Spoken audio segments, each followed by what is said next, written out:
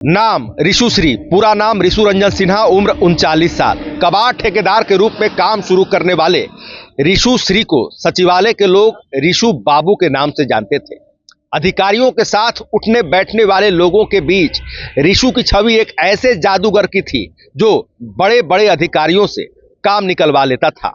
चाहे बात tender pass कराने की हो या ट्रांसफर पोस्टिंग की, सब मैनेज करता था ऋषु। और यही वजह है कि ठेकेदार से लेकर अधिकारी कर्मचारी तक ऋषु के पास पहुंचते थे अपना काम कराने के लिए।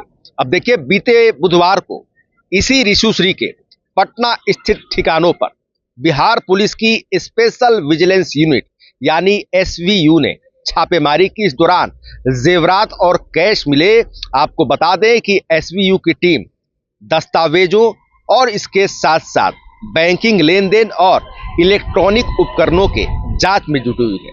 इस बीच सबसे बड़ा नाम जो सुर्खियों में है, सबसे बड़ा सवाल जो सुर्खियों में है, वह यह है कि आखिर ऋषुश्री है कौन, किस प्रकार अधिकारियों से काम निकलवा लेता था, कैसे कमीशन लेता था। तमाम चीजों को लेकर एक एक बात हम आपको इस विशेष रिपोर्ट में बताने जा रहे हैं, जिसे जानने के लिए कृपया दिल थाम कर बैठिएगा। आप अगर इस चैनल पर न्यू सब्सक्राइबर हैं तो हमारा आपसे करबद्ध आग्रह है, इसे लाइक शेयर सब्सक्राइब और फॉलो करना न भूलें। आइए, ऋषुश्री है कौन और किस प्रकार काम करवाता था, किस प्रकार कमीशन लेता था, तमाम चीजों को लेकर इस विशेष रिपोर्ट में एक एक बात को समझते हैं। देखिए, पहला सवाल, कौन है ऋषुश्री? तो आपको बता दें कि ऋषुश्री मूल रूप से बिहार के सारण जिले का निवासी है। सीनियर आईएएस अधिकारी संजीव हंस और अन्य आईएएस अधिकारियों के खिलाफ चल रहे भ्रष्टाचार और मनी लॉन्ड्रिंग केस में आरोपी है। उसके खिलाफ एसवीयू ने मनी लॉन्ड्रिंग का मामला दर्ज किया है। ईडी की रिपोर्ट के मुताबिक ऋषु ने सरकारी कर्मचारियों और अधिकारियों को फायदा पहुंचाया। इसके बदले उसे सरकारी टेंडरों से जुड़ी अहम जानकारी पहले ही मिल जाती थी। ऋषु अधिकारियों के साथ साठ गांठ कर टेंडर में फेरबदल करा लेता था। मन चाहे ठेकेदार को टेंडर दिलाता था, इसके बदले कमीशन लेता था। कमीशन का हिस्सा संबंधित अधिकारी तक भी पहुंचता था। मीडिया रिपोर्ट्स के अनुसार ईडी की जांच में पता चला है कि ऋषु कुछ अहम सरकारी विभागों में हजारों करोड़ रुपए के कॉन्ट्रैक्ट्स के लिए बिचौलिए की भूमिका निभाता था। ठेकेदार, दलाल और यहां तक कि अच्छी पोस्टिंग चाहने वाले अधिकारी कर्मचारी भी उसे ऐसा जादूगर मानते थे जो बड़े बड़े अधिकारियों से चुटकियों में काम करा दे। रिपोर्ट्स के अनुसार ऋषुश्री बिहार के कुछ आईएएस अधिकारियों की संपत्ति मैनेज करता था। उसे विदेशों में सुरक्षित ठिकानों में जमा कराने में भी मदद कराता था। उसने 12 आईएएस अफसरों की प्रॉपर्टी फ्रांस, यूएई और स्विट्जरलैंड जैसे देशों में बनवाई। पिछले 6 साल में उसने तुर्की, Switzerland, France, Dubai, Bahrain, Abu Dhabi, Bhutan, Thailand, Jeddah, Sharjah आदि देशों की कई बार यात्राएं की है। ऋषु ने अधिकारियों के नाम पर देश और विदेश में निवेश किया है।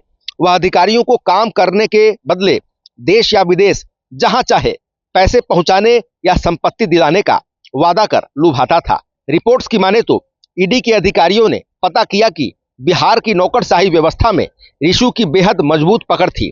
सचिवालय में उसे साहबों की तरह ट्रीट किया जाता था। स्थिति यह थी कि कुछ विभागों में बड़े ठेकों से जुड़ी बड़ी फाइल उसकी सहमति के बिना आगे नहीं बढ़ती थी।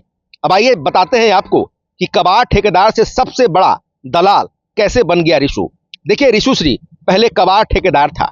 कबाड़ खरीदने का ठेका लेने के लिए उसका सरकारी ऑफिस में आना जाना शुरू हुआ। उसने जल्द ही सरकारी बोर्डों, संगठनों और विभागों में पैठ बना ली। जैसे जैसे रसूख बढ़ा, बड़े बड़े ठेकों से जुड़ गया। वर्ष 2021 में उसे स्मार्ट सिटी प्रोजेक्ट में सलाहकार नियुक्त किया गया था। देखते देखते ऋषु शहरी विकास, आवास, जल संसाधन और स्वास्थ्य जैसे विभागों में ठेकेदारों और अधिकारियों के लिए ऐसा व्यक्ति बन गया जिसकी मदद के बिना सौदा नहीं हो। आरोप है कि उसने कई शेल कंपनियां बनाई, इनमें आईएएस अधिकारियों का निवेश था। अब आइए जानते हैं कि कैसे काम करता था ऋषुश्री। देखिए, ऋषु मीठी जुबान में बात कर सकता था। वह बड़े अधिकारियों के करीब पहुंच जाता था, उनके काम कराता। धीरे धीरे उसने कई अधिकारियों का भरोसा जीता, उनके साथ अच्छे संबंध बनाए, महंगे तोहफे दिए। अधिकारियों और उनके परिवारों के लोगों के घूमने फिरने का इंतजाम किया। अधिकारियों की पत्नियों और बच्चों के जन्मदिन पर बधाई देता था। उनके लिए शानदार पार्टियों का इंतजाम करता था। इन सब के बदले उसे अधिकारियों से मनचाहे ठेकेदार को टेंडर दिलाने और दूसरे काम कराने में मदद मिलती थी। आपको बता दें कि ठेकेदारी और दलाली से अकूत कमाई करने वाला रिशु लेविश लाइफ जीता है। महंगे कपड़े और घड़ियां पहनता है। पटना से बाहर जाने पर वह महंगे होटलों में ठहरता था। आरोप है कि रिशु ने पिछले 7 से 8 सालों में 58 करोड़ रुपए से ज्यादा की 61 संपत्तियां खरीदी है। अब एक उदाहरण से समझिए कि रिशु ने कैसे सरकारी ठेकों से की कमाई। देखिए, वर्ष 2018 में सुपौल जिले के बीरपुर में फिजिकल मॉडलिंग सेंटर बनाने के लिए टेंडर जारी हुआ था। उस वक्त संजीव हंस जल संसाधन विभाग में सचिव थे। करीब 125 करोड़ रुपए खर्च कर सेंटर तैयार होना था। यह कोसी और बिहार की दूसरी नदियों के प्रवाह के अध्ययन का केंद्र बनने वाला था। रिपोर्ट्स के अनुसार टेंडर में रिशु ने ऐसी शर्तें रखवाई जिससे उसके क्लाइंट अहमदाबाद की सेवरॉक्स कंस्ट्रक्शन प्राइवेट लिमिटेड को ठेका मिल गया। रिशु ने मातृसेवा कंस्ट्रक्शन नाम की कंपनी को इस प्रोजेक्ट सब कॉन्ट्रैक्ट दिलवाया। मातृसेवा कंस्ट्रक्शन कंपनी रिशु के स्टाफ संतोष कुमार के नाम पर थी। संतोष रिशु की company reliable infra service private limited में काम करता था।